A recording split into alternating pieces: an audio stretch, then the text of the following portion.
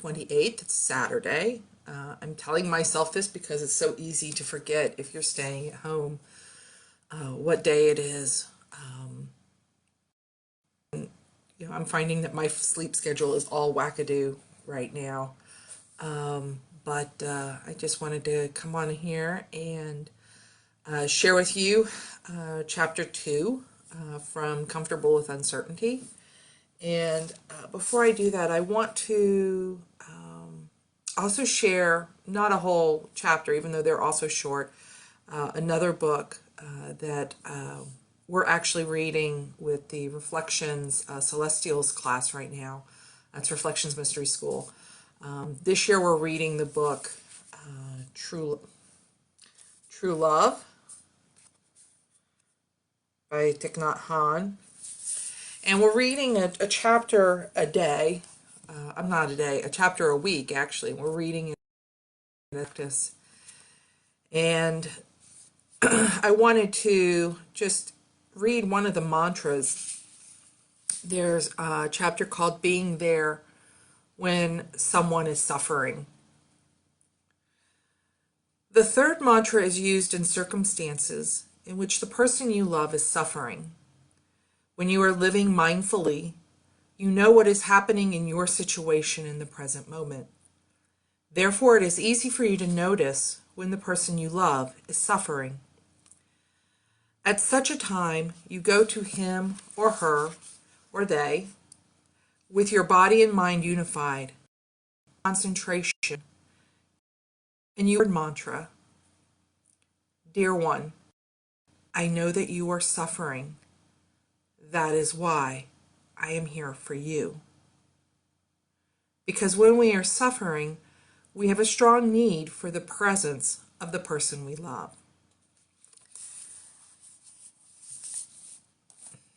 Dear ones, we are all suffering, and that is why I am here for you and for myself. As I explained in yesterday's video, we live in a world of uncertainty all the time. It's just most of the time we are able to fool ourselves into thinking that we know what's going to happen, what's coming down the pike. And it's in times like this that we are kind of slapped in the face with the reality that nothing is really certain, that everything is uncertain, and it causes anxiety in many people. I know for me, if I think too far down, like if I think like what's going to happen next week, what's going to happen next month, what's going to happen in a couple of months, I have no idea, and it causes me to freeze. And so this is I guess a way for me to become more comfortable with the reality that we don't know. But also it helps me just to think about like what's happening with me, what's happening today, what's happening maybe tomorrow. That's about as far out as I can think about things right now.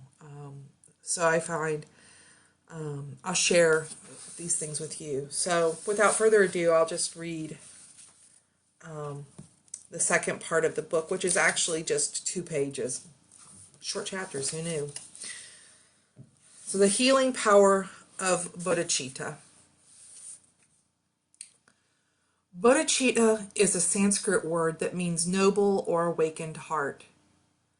Just as butter is inherent in milk and oil is inherent in a sesame seed, the soft spot of bodhicitta is inherent in you and me. It is equated in part with our ability to love. No matter how committed we are to unkindness, selfishness, or greed, the genuine heart of bodhicitta cannot be lost. It is here in all that lives, never marred, and completely whole. It is said that in difficult times it is only bodhicitta that heals. When inspiration has become hidden, when we feel ready to give up, this is the time when healing can be found in the tenderness of pain itself. Bodhicitta is also equated, in part, with compassion, our ability to feel the pain that we share with others. Without realizing it, we continually shield ourselves from this pain because it scares us. Based on a deep fear of being hurt, we erect protective walls made out of strategies, opinions, prejudices, and emotions.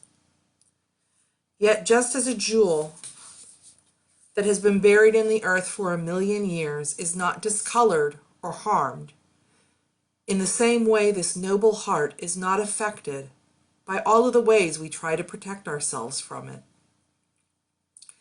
The jewel can be brought out into the light at any time, and it will glow as brilliantly as if nothing had ever happened. This tenderness for life, bodhicitta, awakens when we no longer shield ourselves from the vulnerability of our condition, from the basic fragility of our existence. It awakens through kinship with the suffering of others. We train in the bodhicitta practices in order to become so open that we can take the pain of the world in, let it touch our hearts, and turn it into compassion.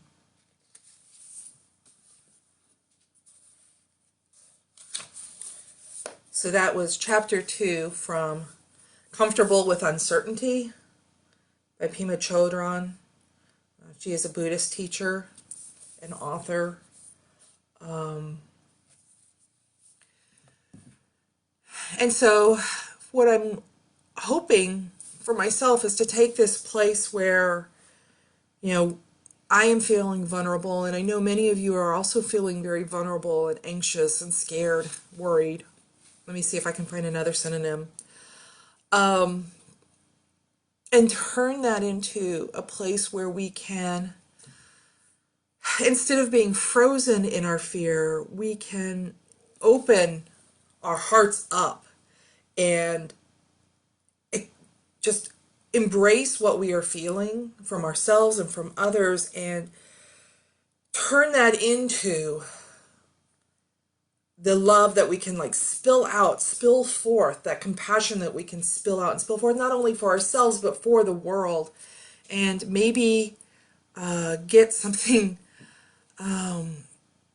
beautiful out of this time of uncertainty and anxiousness. So I said I would make these shorts, and I'm probably over time. But I want to thank those of you who joined me live this morning. And I also want to thank those of you who are going to watch this later. Know that I love you.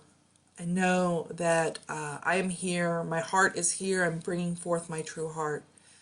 And I love you guys. Peace.